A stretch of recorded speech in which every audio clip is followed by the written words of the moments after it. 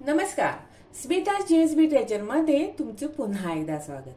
आज आपण पाहणार आहोत तुरीच्या डाळीची आमटी आणि हा आहे एक ऑथेंटिक प्रकार आणि ह्याला गोव्याच्या भाषेत म्हणतात डाळी रॉस.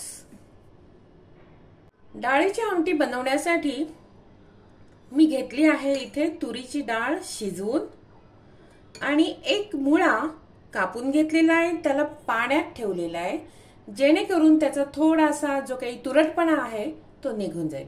आता पाहूया ह्यासाठी आपल्याला मसाला काय लागतोय. इथे मी धणे घेतलेले आहेत जवळजवळ 1 चमचा म्हणजेच 1 टीस्पून. 2 बेडगी मिरच्या घेतलेल्या आहेत कारण आपण पावडरही वापरणार आहोत. इथे मिरी घेतलेली आहे, जवळजवळ 15 ते 20 मिरी आहेत. लवंगा आहेत 4. लाल मिरची म्हणजे बेडगी मिरची पावडर आहे अर्धा चमचा आणि हळद पावडर आहे पाव चमचा. एक छोटीशी चिंचेची गोळी घेतलेली म्हणजे साधारण हे पाहू शकता सुपारी एवढी गोळी आहे. खोबरं घेतलेलं आहे 3 टीस्पून आणि इथे घेतले साधारण पाव वाटी ते अर्धा वाटी फ्रेश नारळाचा रस. आता हा मसाला जो आहे आपल्याला फ्राय करून घ्यायचा आहे आणि त्याच्यासाठी मी वापरणार आहे खोबरेल तेल. हे आहे फोडणीचं साहित्य: राई, मीठ, कढीपत्ता आणि हिंग. आणि मगाशी सांगितल्याप्रमाणे खोबरेल तेल घ्यायचं आहे आपल्याला. आमटी आता फोडणीला घालूया. ह्या आमटीसाठी आपण कांदा वगैरे लसूण काहीच वापरणार नाही आहोत. ही शिवराक आहे आमटी. हिंग घातलेला आहे, कढीपत्ता आहे घातलेला,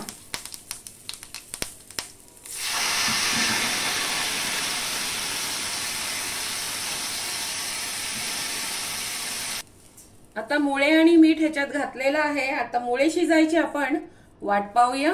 ह्याच्यावर झाकण ठेवूया. मुळा शिजेपर्यंत आपल्याला मसाला तयार करून घ्यायचा आहे. खोबरेल तेल टाकलेलं आहे तव्यावर. 2 सुक्या लाल मिरच्या आहेत त्या परतून घ्यायच्या आहेत. तसेच लवंग, मिरी आणि धणे हे पण टाकायचंय.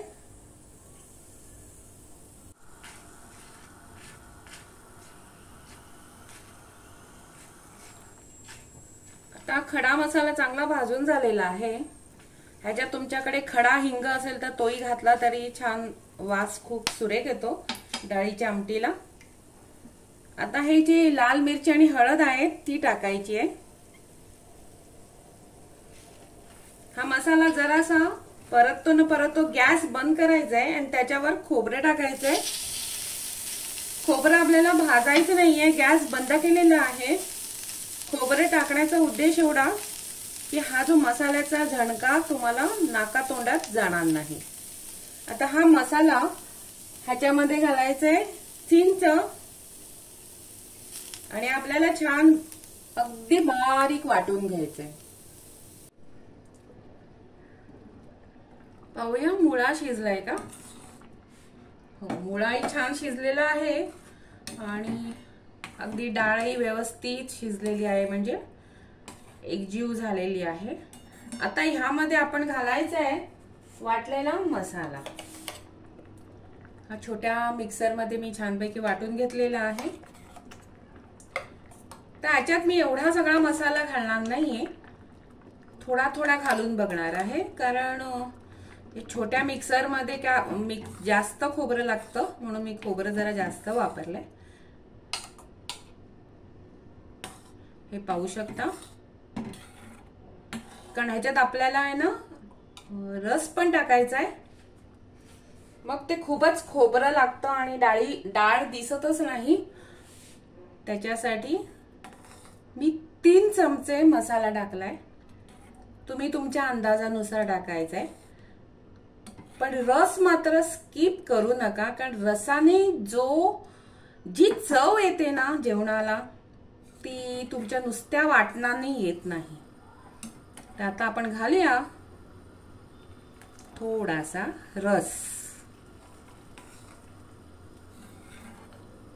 ह्याच्यात मी जवळजवळ अर्धा वाटी रस घेतलाय आणि तो सगळा घातलेला आहे.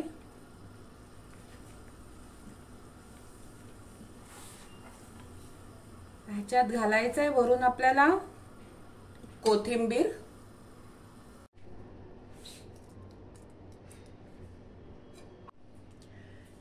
खमंग असा डाळी आंबट म्हणा, डाळी रस म्हणा किंवा डाळीची आमटी म्हणा तयार आहे. माझ्या पद्धतीप्रमाणे तुम्ही करून पहा. माझा चॅनल स्मिताज CSV ट्रेजरला नक्की लाईक करा, शेअर करा आणि सबस्क्राईब सुद्धा करा.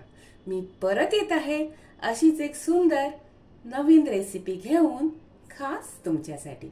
धन्यवाद.